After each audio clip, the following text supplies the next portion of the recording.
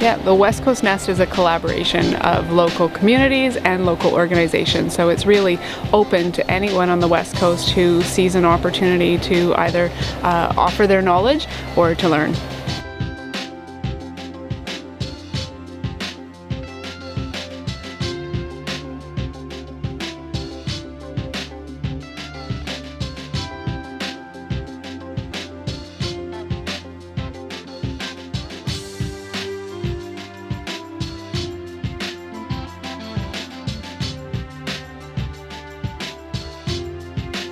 I would say the West Coast Nest is a virtual and physical hub for finding out all of the great teachings, courses, learnings, and opportunities for people to have a really deep, rich, meaningful experience while they're visiting Tofino and Clayoquot Sound and the entire region.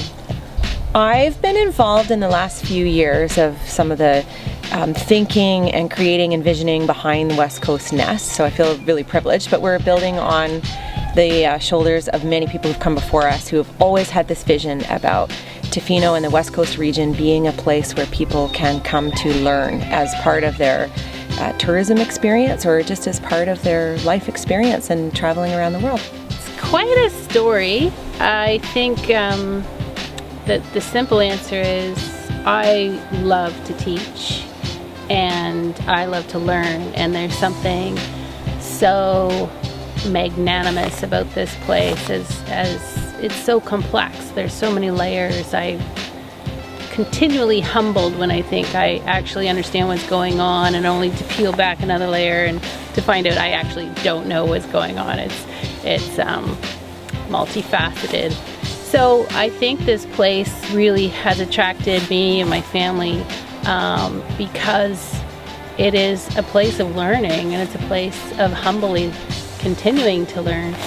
So in that context, it's been a dream of mine to create learning opportunities in place, in communities, where we really create that feedback loop where we're learning outside, we're learning from our exploration into forests, marine ecosystems, and we're having those conversations.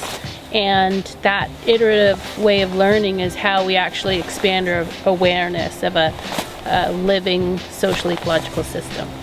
So that's my dream, is to bring more and more learning opportunities here and more conversations.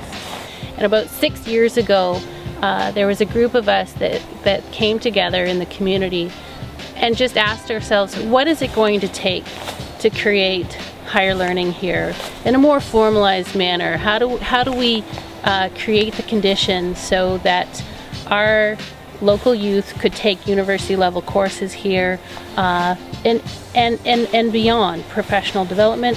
So for about 6 years there's been this incubating conversation, and I've been part of that conversation, and now we're starting to see fruits of that conversation emerge. This particular group that met 6 years ago and formed the Tloquet Tofino Higher Learning Committee, we had many conversations, and we all agreed that we didn't want just a conventional way of learning where universities would sort of airdrop their predefined courses and teach within closed doors and then literally take all of that learning away. Instead, we talked about different principles. We talked about lifting everyone up in a learning culture. We talked about even changing how we view Western learning styles and being far more open to Nuu-chah-nulth traditions of learning and the Hahopa. This vision is manifesting slowly and steadily, and I'm really encouraged by the changes and the shifts we're starting to see from a time when people didn't really understand what we were speaking about when we talked about a learning economy. And now understanding that this is something that is real and that honors the experience and the experience and the knowledge that people on the West Coast have to share, as well as the opportunity to work with institutions, schools, colleges, universities, and others to bring people out to the West Coast and have what we hope would be a really transformative learning experience.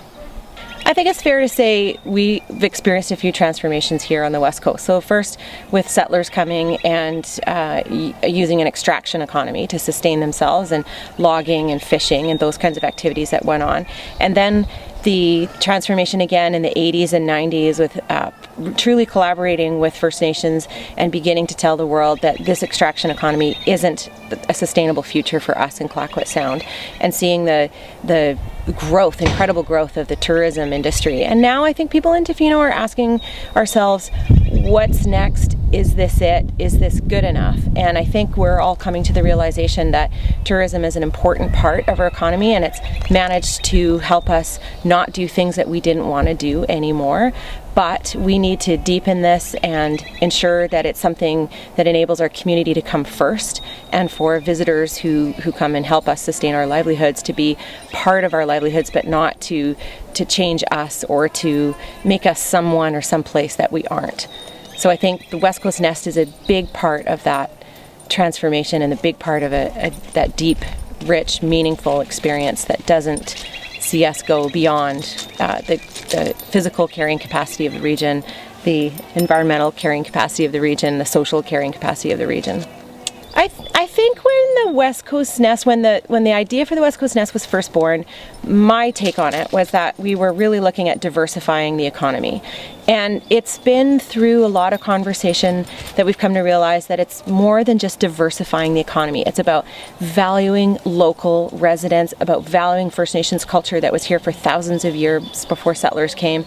And it's about making sure that our identity remains intact, and that we're able to use tourism as a way of sustaining ourselves, but not going beyond what this area can really hold.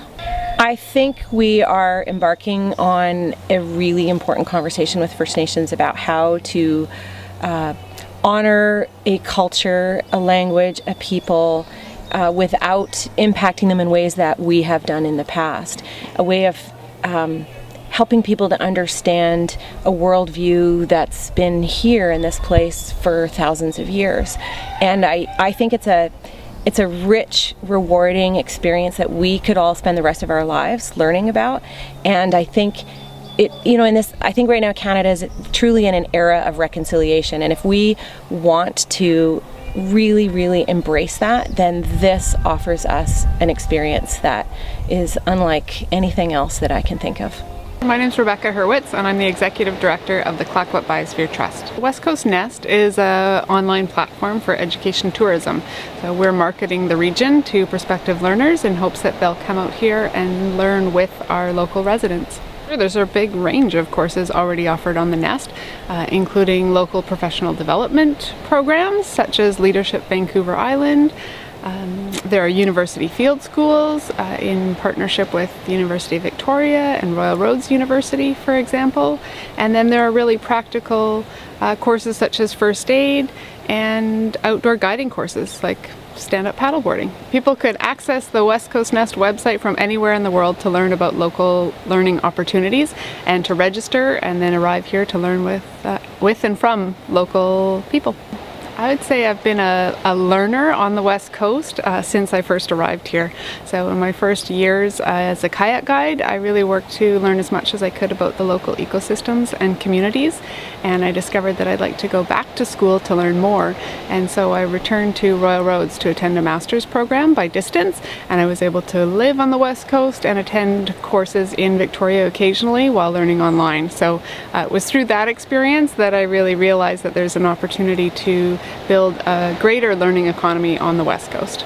I think one of the things we're learning as a region through the West Coast Nest is to collaborate at a regional scale, so across cultures, across communities, to bring people together with this shared goal.